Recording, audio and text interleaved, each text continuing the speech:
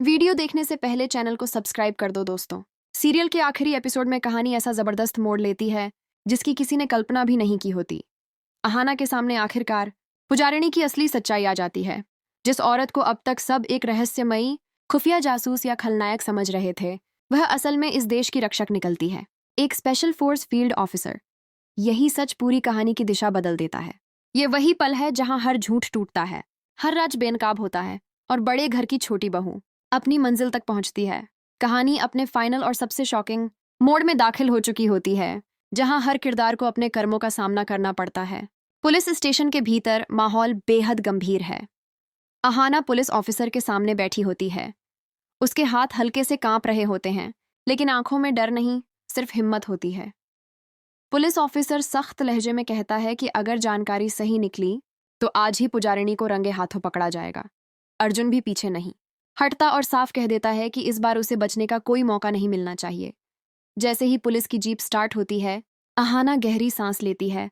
उसके जहन में सिर्फ एक ही चेहरा घूम रहा होता है, पुजारिणी। रात का अंधेरा, सुनसान सड़क और दूर से आती बाइक की आवाज। पुजारिणी बाइक पर होती है, चेहरा हेलमेट और स्कार्फ से ढका हुआ।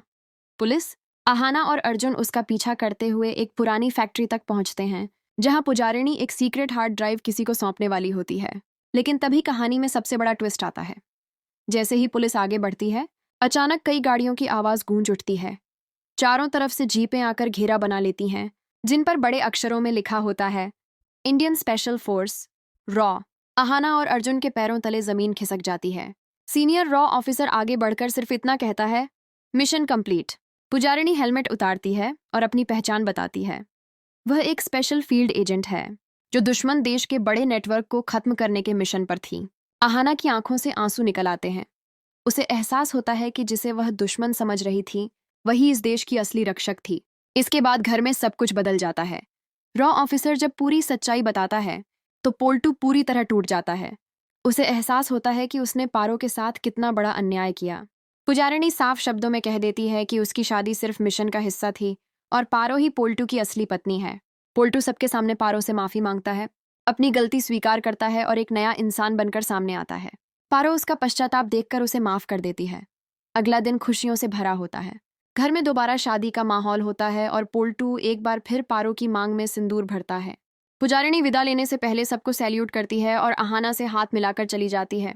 इसी भावुक, देशभक्ति और प्यार से भरे मोड़ के साथ बड़े घर की छोटी बहू का सफर एक खूबसूरत हैप्पी एंडिंग के साथ खत्म हो जाता है।